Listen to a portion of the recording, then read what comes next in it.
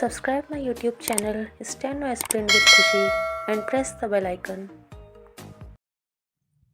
Ready? Start. वृक्ष जीवन के आधार हैं, इस सृष्टि के श्रृंगार हैं। ये मौन तपस्वी की भांति कार्बन डाइऑक्साइड और अन्य विषैले तत्वों को अवशोषित करते हैं तथा ऑक्सीजन एवं शुद्ध वायु को वायुमंडल में छोड़ते हैं। प्राणवायु के स्रोत के रूप में इनकी भूमिका अतुलनीय है। इसलिए आश्चर्य नहीं कि वृक्षों से जुड़े ऐसे स्थल स्वास्थ्यवर्धक सैनिटोरियम के रूप में विकसित किए जाते हैं और इंसान ही नहीं जीव जंतु भी इनकी छत्र छाया में शांति को अनुभव करते हैं और स्वास्थ्य लाभ पाते हैं। वृक्ष से हीन किसी स्थल में शायद ही कोई जीव अपनी पसंद से रहना चाहे।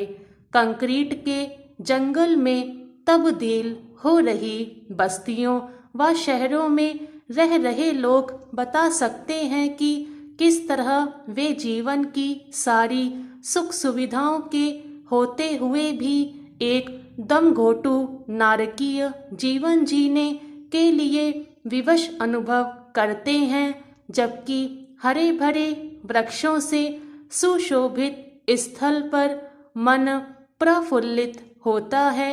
इनकी शीतल छाह तले जीवन कैसे शांति सुकून की गोद में सांस ले रहा होता है। आश्चर्य नहीं कि दूरदर्शी योजनाकार शहरों में हरे भरे पार्क से लेकर उद्यानों को ऑक्सीजन पॉकेट के रूप में तैयार करते हैं, जो फिर बड़े शहरों के लिए फेफड़ों का काम करते हैं। वायु ही नहीं, ये ध्वनि एवं भू प्रदूषण को भी नियंत्रण करने में सहायक होते हैं। साथ ही गर्म वायुमंडल में ठंडक प्रदान करते हैं। पाया गया है कि वृक्षों से मिलने वाली ठंडक से 50% तक एयर कंडीशनर की आवश्यकता को कम किया जा सकता है। इसके साथ ही वृक्षों से उपलब्ध फल फूल आहार एवं औषधियाँ जीवन का आधार हैं। इंसान ही नहीं, हर प्राणी इनसे पोषण पाता है। मानव को जहाँ इनसे नाना प्रकार के फल अन्न एवं जीवनदायिनी औषधियाँ मिलती हैं, तो वहीं प्रकृति की गोद में विचरण कर रहे जीव जंतु तो पूर्णतया इन्हीं पर निर्भर होते हैं और इनके आश्रय में रहकर जीवन यापन करते हैं। इन्हीं वृक्षों की टहनियों से लेकर कोटरों में इनके प्राकृतिक आवास होते हैं। बिना वृक्षों के प्रकृति की इस आश्रयदायी व्यवस्था की कल्पना भी नहीं की जा सकती।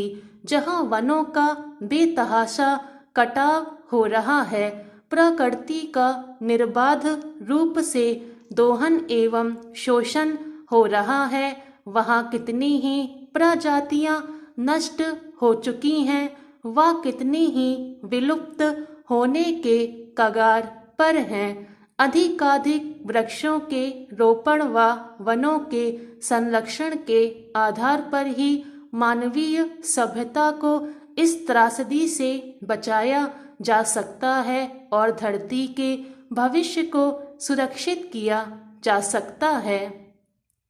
वृक्षों से आच्छादित धरती का आवरण जलवायु निर्माण एवं पर्यावरण संरक्षण का एक बड़ा आधार है। घने जंगल आकाश में मंडरा रहे बादलों को आकर्षित करते हैं और वर्षा का कारण बनते हैं और ऐसे वन जैव विविधता के समृद्ध स्रोत होते हैं। हरियाली का यह कवच पृथ्वी में जलवायु नियंत्रण से लेकर पर्यावरण शोधन में महती भूमिका निभा रहा है और बारिश में भूस्खलन से लेकर बाढ़ आदि को नियंत्रित करता है। पिछले दशकों में वनों के अंधाधुंध कटाव एवं अनियोजित विकास कार्यों के चलते विकराल बाढ़ से लेकर बादल फटने की घटनाएं बढ़ी है और भारी तबाही का कारण बन रही हैं। पहाड़ों में भूस्खलन और इससे उपजी लोमहर्षक दुर्घटनाओं का सिलसिला थमने का नाम नहीं ले रहा। सन 2021 की बरसात में इसका भयंकर स्वरूप अपने चरम पर दिखा है और आगे के लिए संभल कर चलने की चेतावनी देता प्रतीत हुआ है। वृक्ष ही भूमि की उर्वरता से लेकर कृषि कार्य को सफल बनाने में अपना उल्लेखनीय योगदान देते हैं।